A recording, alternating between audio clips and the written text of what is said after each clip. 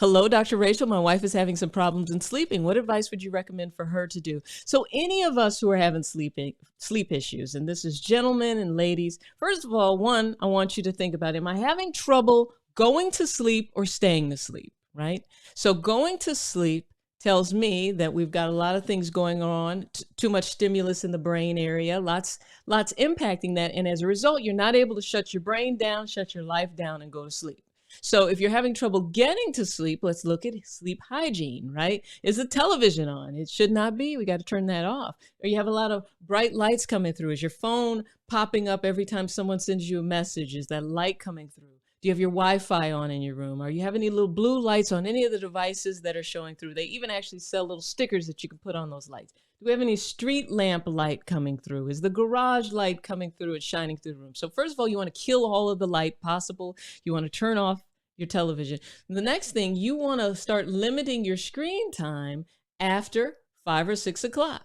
You want to start thinking about, how can I get away from the screen instead of sitting in front of it like this? Now, if you've got to be on your phone, you got to be on your computer, you got to be on your iPad, you want to change the temperature setting of what you're looking at. So you want to try to decrease and pull the blue light out of the screen. So basically what you want to be looking at are warmer tones. So watching a movie with warm tones it's not quite as sexy, but when you take that blue light out, it's not impacting your body's ability to sleep. Because see, what's happening is our body naturally goes off of rhythms. It's going off of what we call a circadian rhythm, but that rhythm is based off of a lot. It's based off of the sunshine. It's based off of the moon. It's based off of lots.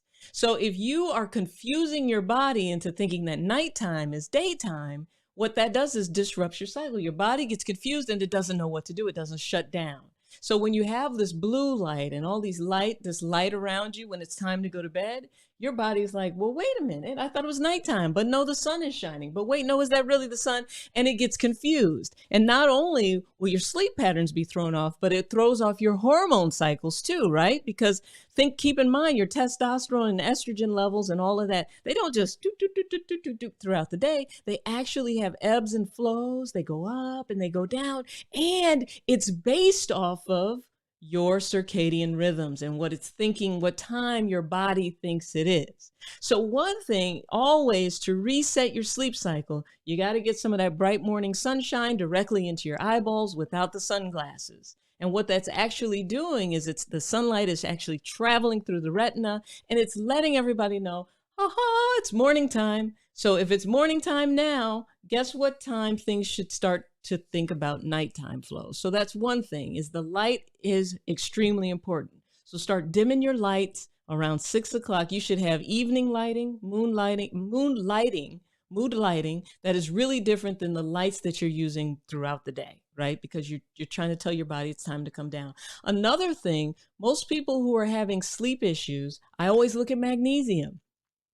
Could this person be magnesium deficient? And will magnesium help any? So since 2/3 of us, we know for a fact, have low magnesium, and since magnesium gives you a lot of bang for its buck because it is implicated and very important in over 300 parts of our cellular processes, I always look to magnesium. Now, someone asked me the other day, Dr. Rachael, can you overdose on magnesium? Sure, you can overdose on any damn thing. You can overdose on water. Too much water will land you in the hospital if you're not putting electrolytes in with it. But when it comes to magnesium, you need an awful lot of magnesium in order to overdose. We're talking about putting it in the IV, or you're talking about somebody who's intentionally taking a whole bottle of magnesium tablets. Because if magnesium levels get too high, if you're overdosing on it, one of the first things that it does is it relaxes the muscles, but it actually starts to relax your body's ability to breathe. So that's what happens when a magnesium overdose happens, which is fairly uncommon in the regular everyday world of things. Now, with magnesium, so we talk about magnesium a lot and what it's doing at a cellular level, but what it actually does when it's with the respiratory piece, it's actually relaxing some of the diaphragmatic activity. That's how we're breathing in and out. And just a quick secret, if you ever have somebody who is having asthma attacks that they just can't control, I always look to magnesium. If they were in the urgent care with me or in the clinic with me, one of the things that I put in the IV is a little magnesium, because magnesium can actually help with that severe asthma attack. They use it in the emergency rooms too.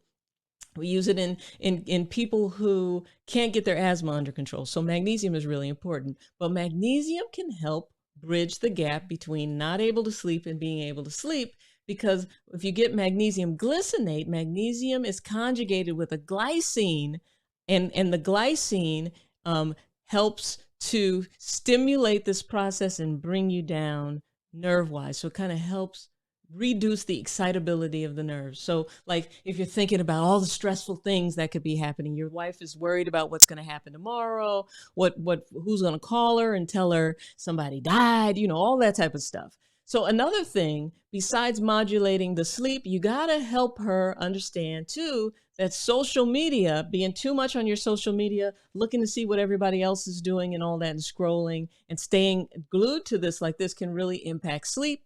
It can impact and make you feel depressed. I want you to do an experiment. Feel on a day where you're feeling really good about yourself, go on Facebook and stay on there for 10 minutes. Come off of it and just ask yourself, do I feel as good scrolling through people's feeds as I did before I did it? And I bet you the answer is no. Something about being on social media brings your mood and your energy levels down. So you do want to start limiting it. So tell your wife to start looking at her phone. And, our phones track how much we're doing on social media, to actually just start trying to every day decrease the amount of time we spend on social media, so that you can actually kind of reset the space that social media keeps us in, where it's actually, one, giving us the light that we don't need to disrupt sleep cycles, but also two, interfering with our mood and pushing us a little closer towards depression and moving us a little further from feeling really good. Then the other piece to that is, so with the magnesium, have her think about magnesium. Another way to get magnesium for people who don't like to take supplements is a nice hot Epsom salts bath. And if you've been suffering from not being able to go to sleep, you're constipated, you could just take the whole thing and dump that whole bad boy right into a nice tub of hot water, let it dissolve out and soak in there for at least 20 minutes. And what you'll notice, for some of you, you might get out and have to go poop, which is a good thing. I mean, and we don't like to talk about poop because poop is poop, but poop is important. It removes toxins from our bodies. It can help you poop, but it also actually relaxes the muscles, helps relax, decrease neural excitability to the point where your brain and everything isn't super excited, and you can come down a little bit. The next thing is to think about, well, if I'm not sleeping throughout the whole night, is there something waking me up?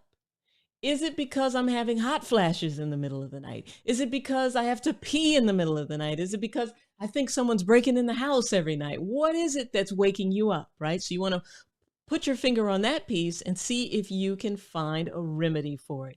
If you're getting up to pee a couple times a night, that's too much. Is it my prostate? Is it my bladder, right? If I'm getting up in the middle of the night worried about something, what can I do to decrease my stress level? If I'm getting up in the middle of the night because I'm hot, we need to get a fan going. We need to maybe turn the air on. Maybe I'm opening, am I waking up because I'm cold? Okay, what can I do to do that? So figuring out what is waking you up in the first place. And then the next piece, I can't reiterate this enough, is getting some sunshine, getting out into the cold air or warm air, wherever you're living, and getting that first morning sunshine in. And do that every day for about 2 to 3 weeks so that you can reset your sleep cycle.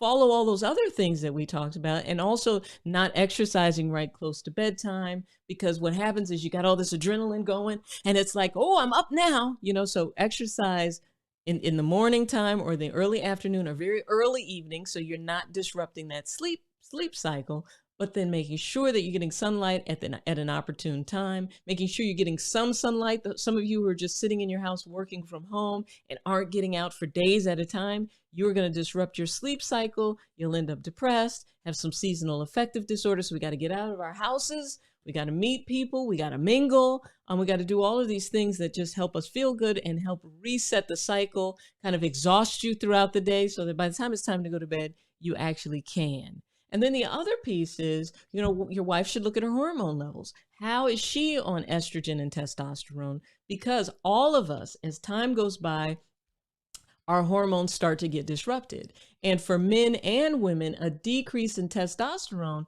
can interfere with sleep cycles. It can interfere with mood. It can interfere with sex drive. It can interfere with just about everything, energy, mood, libido, all of that.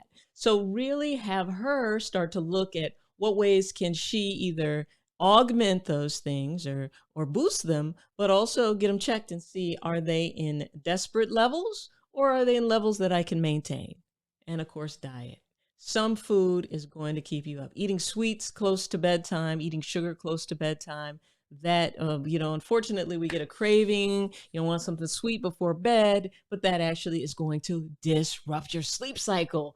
And those of you who are drinking 4 cups of coffee a day, 3 cups of coffee a day, drinking green tea at night, all of that has caffeine in it and will disrupt your sleep cycle.